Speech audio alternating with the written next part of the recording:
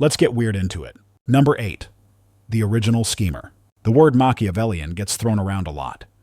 You hear it used to describe a politician who backstabs a rival, or a CEO who fires half the company over Zoom just before Christmas. It means cunning, ruthless, manipulative. Basically, a 5-star grade A jerk. And it all comes from one man, Niccolo Machiavelli, and his tidy little book, The Prince. This book is treated like the original evil handbook, a step-by-step guide on how to be a monster in a fancy hat. It tells you, the aspiring ruler, that it's better to be feared than loved. It argues that promises are just suggestions, and that cruelty, when used effectively, is a valuable tool. Reading it feels like getting career advice from the devil himself. Except, you're reading it wrong. Imagine you live in 16th century Italy. It's not one country. It's a chaotic mess of warring city-states, each one run by a family that would poison your dog and burn your house down just for a slight political advantage. It was a world of constant betrayal and violence. Machiavelli wasn't writing a fantasy novel about how to be evil for fun. He was writing a brutally honest field guide to survival in a world that was already a bloodbath. He wasn't telling you, the prince, to become a monster. He was holding up a mirror to the monsters already in charge and saying, "Look, this is how they operate. This is the game. If you want to keep your head attached to your neck and maybe, just maybe, create a stable state for your people, you have to understand the ugly rules." The prince wasn't a recommendation. It was a diagnosis. A warning label for the absolute horror show of Renaissance politics. The ultimate irony? He wrote the book to try and get back in the good graces of the ruling Medici family. It didn't work. For being the man who wrote the definitive guide on how to seize and maintain power, he was exiled and died in relative obscurity. Number 7. The Explosive Idealist. Remember. The 5th of November. The gunpowder treason and plot. The story is simple. A scary-looking dude in a pointy hat named Guy Fawkes tried to blow up Parliament and the king. He was a terrorist, an extremist, the bad guy. Every year, people in Britain burn him in effigy. Case closed. But let's rewind the tape a bit. Imagine you're a Catholic living in England in 1605. Your life is, to put it mildly, garbage. Under the Protestant King James I, you are a second-class citizen. You can't practice your faith in public. You can't hold office. Priests are hunted down, tortured, and executed in the most gruesome ways imaginable. Your existence is basically illegal. You were promised tolerance, but instead you got a boot on your neck. Forever. Guy Fawkes wasn't just some guy who liked explosions. He was a battle-hardened soldier who had fought for Catholic Spain. He saw his people being systematically crushed, their culture erased, their faith criminalized. To him and his co-conspirators, this wasn't terrorism. It was war. The government had been waging a slow, grinding war on them for decades. The gunpowder plot was just their desperate, last-ditch attempt to fight back. They weren't trying to install chaos. They were trying to replace what they saw as a tyrannical, illegitimate regime with a Catholic monarch who would grant them freedom of religion. They planned to kidnap the king's daughter, Princess Elizabeth, and install her as a puppet queen. It was a coup, an act of revolution born from pure desperation. Of course, it failed spectacularly. Fawkes was caught, tortured until he broke, and sentenced to be hung, drawn, and quartered. But in the end, he got the last laugh. The government that tortured and killed him is long gone, but his face, or at least a stylized mask of it, is now the global symbol for rebellion against tyranny. Number 6. The monster's origin story. Close your eyes. Picture Medusa. You see a monster, right? A hideous creature with a head full of venomous snakes, whose gaze turns men to stone. She's a villain from a video game, a final boss to be defeated by a chiseled hero. But what if I told you the hero of that story was the real monster all along? In the original myth, Medusa wasn't born this way. She was a human. A stunningly beautiful priestess who took a vow of celibacy to serve the goddess Athena in her temple. She was devout, loyal, and by all accounts perfect. Her only crime was being so beautiful that she caught the eye of a god. Specifically, Poseidon, the god of the sea. Poseidon, being a typical Greek god, didn't take no for an answer. He assaulted her. And to make it infinitely more horrific, he did it inside Athena's own temple, a place of supposed sanctuary. So, what does the wise and just goddess Athena do? Does she punish the powerful god who violated her priestess and defiled her sacred space? Of course not. She punishes the victim. Furious that her temple had been desecrated, Athena cursed Medusa. She twisted her beautiful features into a monstrous face.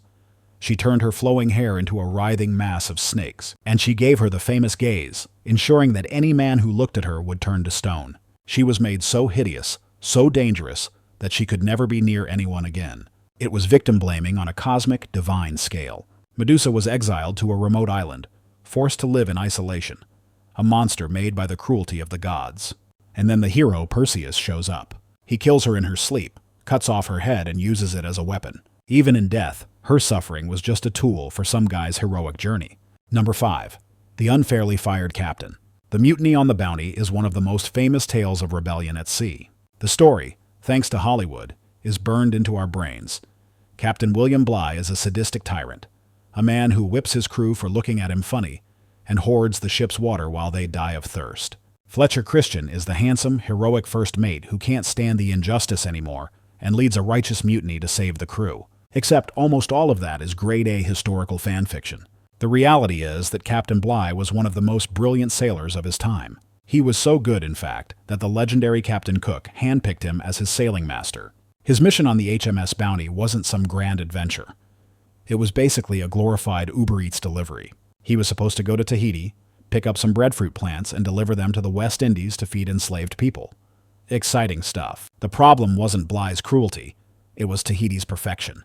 For 5 months, the crew lived in a tropical paradise. The locals were friendly, the food was plentiful, and life was easy. After months of that, who would want to get back on a cramped, smelly boat for a long, dangerous voyage? The crew had gone soft. Fletcher Christian, far from being a hero, was an emotionally volatile and privileged man who couldn't handle the return to naval discipline. Was Bligh a strict captain? Yes. It was the 18th century British Navy, not a holiday cruise. But records show he flogged his crew far less than the average captain. The mutiny wasn't about his tyranny. It was about the crew not wanting to go back to work. But here's the kicker.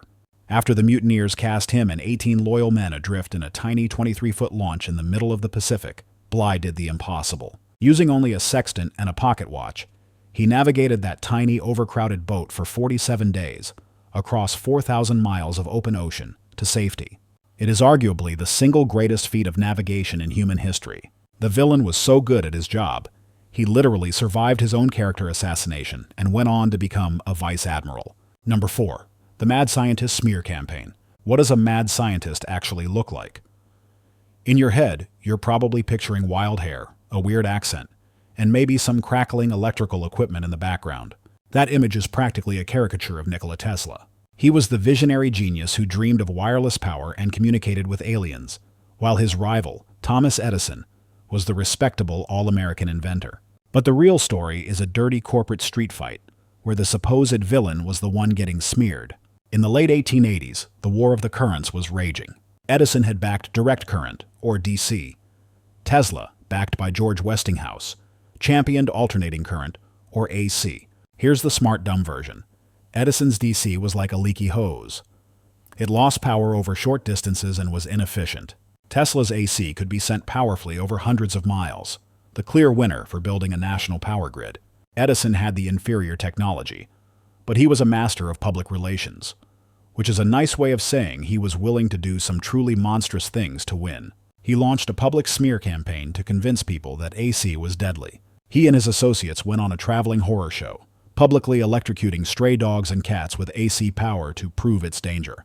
When that wasn't enough, they electrocuted horses and cattle.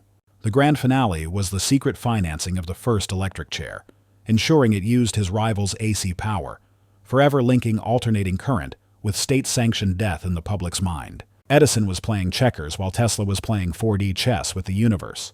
But Edison was willing to kick the board over and electrocute your pets to win. Tesla was painted as the reckless madman, while the real villain was the guy torturing animals in town squares to protect his bottom line. And today, the world quietly chose the madman's dream, powering nearly everything you own with his AC current, long after the smear campaign had left him broke and alone. Number 3. The Machine Breakers. You've probably called someone a Luddite before. It's a common insult for someone who can't figure out their smartphone or hates new technology. The original Luddites, we're told, were ignorant 19th century textile workers who were so stupid they smashed the machines that were bringing about a glorious new industrial age. They were fighting against progress itself, but what if they weren't fighting the future? What if they were fighting for their lives? Imagine you are a master weaver in 1811. You've spent your entire life honing a complex, valuable skill. You are a respected artisan, part of a proud tradition. You make a decent living. Then, a factory owner down the road buys a new, automated power loom. The machine doesn't need a skilled craftsman. It can be operated by an unskilled worker, even a child, for a fraction of your wages. Suddenly, your years of expertise are worthless. Your livelihood is gone. Your family is starving. The Luddites weren't anti-technology. They had been using complex hand looms for generations. They were anti-exploitation. They saw these new machines being used not just to make cloth, but to de-skill their labor, drive down their wages, and transfer all the wealth and power from the workers to the factory owners. They weren't idiots. They were organized. They operated in secret military-style units, targeting specific factories that were known for producing shoddy goods or treating workers with particular cruelty. Smashing a loom wasn't a mindless act of rage. It was a targeted tactic. It was their only form of leverage in a world without unions or worker protections. It was a desperate message to the factory owners. You cannot destroy our communities and our lives for the sake of your profit margins without a fight. Today, we see their echoes everywhere. In artists fighting against AI that steals their work, or in truck drivers facing the threat of self-driving vehicles. The Luddites weren't fighting the future. They were fighting for a future where humans still had value. Number 2. The governor in a bind. Imagine you're a mid-level manager at a big, dysfunctional company. Your job is to keep a notoriously difficult branch office in a remote territory from burning to the ground. Corporate headquarters, thousands of miles away, doesn't care how you do it, as long as productivity, in this case, taxes, keeps flowing. That was Pontius Pilate's job as the Roman governor of Judea. In one of the most famous scenes in history, Pilate is presented with Jesus of Nazareth. The local religious leaders want him executed for blasphemy. Pilate, a Roman, couldn't care less about local religious squabbles. He questions Jesus and, according to the Gospels, finds no crime worth killing him for. He tries to pass the buck. He tries to offer them another prisoner. He tries everything he can to get out of this HR nightmare. So why did he go through with it? Because he was trapped. Judea was a political tinderbox, constantly on the verge of rebellion. The leaders who brought Jesus to him had the crowd whipped into a frenzy. If Pilate freed Jesus, he would have a full-blown riot on his hands. A riot meant calling in the Roman legions. A riot meant a bloodbath. And a bloodbath meant a very angry letter from his boss, the Emperor Tiberius, likely followed by his own execution. His famous act of washing his hands of the matter wasn't just him being indecisive. It was a public, symbolic act. He was a Roman official, forced by political pressure to authorize an execution he didn't believe in, and he was making a show of it. He was saying, "This is your decision, not mine. I am doing this to prevent a greater catastrophe." It was a cynical, bureaucratic move to save his own skin and keep the peace. He chose the path of least resistance. For 2,000 years, he's been the poster boy for moral failure, all because he tried to de-escalate a meeting that could have gone to email. Number 1. The Incorruptible. The man who orchestrated the most terrifying phase of the French Revolution, the Reign of Terror, had a nickname. L'Incorruptible. The Incorruptible. That man was Maximilien Robespierre. His name is synonymous with the guillotine, with paranoia, with a river of blood flowing through the streets of Paris. He is the ultimate villain of the revolution, the monster it created. But to understand the monster, you have to look at the world that made him. Pre-revolutionary France was a system of almost cartoonish evil. The aristocracy and clergy lived in obscene luxury, while the common people starved. The justice system was a joke, where a nobleman could have you imprisoned for life on a whim, and the poor were taxed into oblivion to pay for wars and palaces. Robespierre wasn't born a fanatic. He was a lawyer, an idealist who read Enlightenment philosophy and genuinely believed in liberty, equality, and fraternity. He was a champion of the poor, arguing for universal suffrage and the abolition of slavery at a time when those were radical, dangerous ideas. He saw a system so fundamentally rotten, so cruel and unjust, that it couldn't be reformed. It had to be torn down to the foundations and built anew, and he succeeded. But then came the paranoia. The new republic was surrounded by enemies. Foreign monarchies terrified the revolution would spread, and internal royalists who wanted to bring back the old ways. Robespierre became consumed by a terrifying certainty that the revolution was so pure, so fragile, that any threat to it, real or imagined, had to be extinguished without mercy. The Reign of Terror was his solution. It was a state-sponsored purge of anyone deemed an enemy of the people. He believed that for the utopia to live, its enemies had to die. He was a man so in love with his idea of humanity that he lost all sight of actual humans. He was a doctor trying to cure a patient by cutting off every limb. In the end, the revolution he tried to protect turned on him. He was arrested, and the man who sent so many to the guillotine faced it himself. The ultimate villain or the ultimate tragedy? A man who loved an idea of the people so much that he was willing to kill actual people to protect it, until they, in turn, had to kill him. And that's our time for today. More strange things are always coming, so I'll see you in the next one.